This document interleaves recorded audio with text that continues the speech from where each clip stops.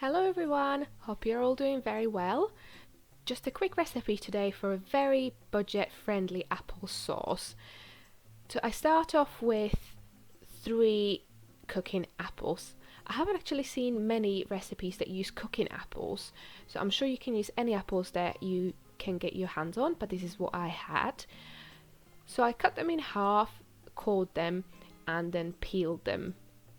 I do have an apple corer, but I just wanted to add little wastage as possible on this one, and I'm not going to be sieving it, so this is what we're going with. Next, I will be chopping the apples up and popping them in my little pan.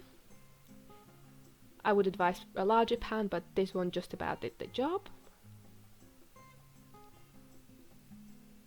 And then next, I will put a little bit of water at the bottom. You can put less water, I'm sure you can put no water, but I just wanted to ensure nothing sticks, and it sort of helps the apples break down a little bit quicker as well. Here you can see me just putting some boiling water over the glass jars. I've already cleaned them in the dishwasher, but I wanted to sort of double sterilize them before I put the apples in.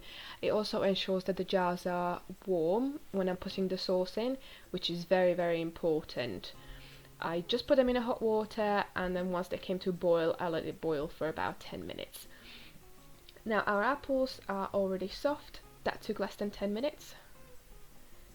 And here I'm just multitasking and making my 2-hour quick bread.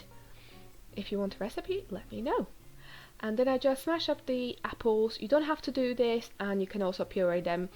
It depends on what texture you're looking for. It's completely up to you. And then I will be adding some cloves. Make sure you take these out once you're using the applesauce, but they give wonderful flavour. And here I'm also adding some ground cinnamon. You can use cinnamon sticks, my mum always has, but this is what I had on hand, so that's what I used. This is a budget recipe after all. Use what you have on hand.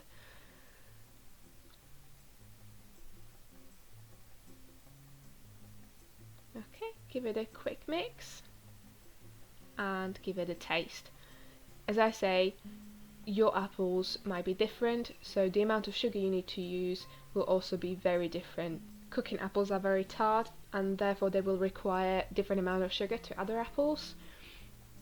Therefore I tried it first and then added the sugar. I ended up putting about 12 teaspoons in, but I taste tested after every 2 teaspoons. Just add a little bit more cinnamon because I thought it was missing it. And now I'm very happy with it.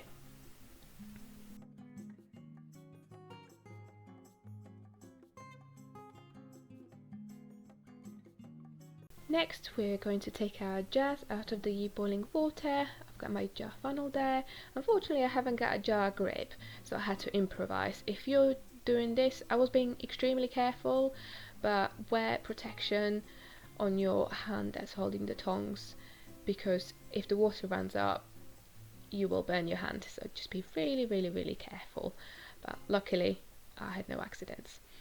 And I also had the lid boiling in a separate pan.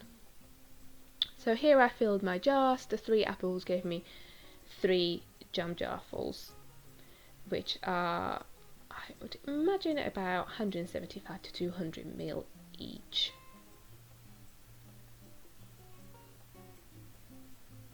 Okay, and now we will just tightly put the lid on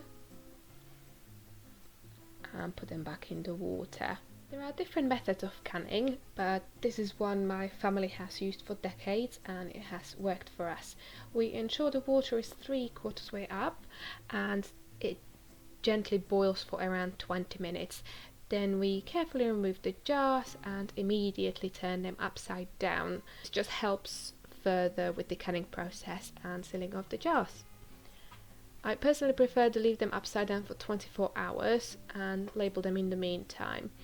Once the day has passed, you can turn them the right way up and check the seal by pressing the lid. If it doesn't bounce back, you have been successful. Congratulations!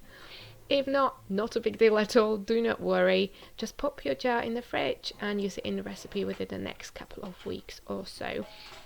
If you'd like, I do have a fabulous baked walnut and salted caramel cheesecake recipe that uses this sauce. So please give it a thumbs up and a comment if you'd like me to share it with you. Make sure you store the sauce in a cool, dry spot. If the canning process went well, they should comfortably last you at least a year. And that's really pretty much it. It's that simple and that budget friendly. I hope you enjoyed this video, and if you did, please give it a like and consider subscribing, because there will be more yummy content and budget friendly recipes and also loads of other fun stuff coming. So I will see you next time. Bye!